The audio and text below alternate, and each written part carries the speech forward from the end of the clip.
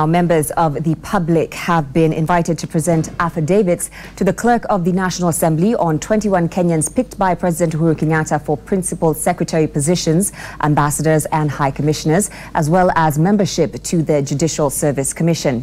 10 new principal secretaries have been nominated for different ministerial departments, replacing some who have been dropped, while others have been moved to other departments. So far, there are 34 Kenyans picked to head the departments, with more names expected in the coming days.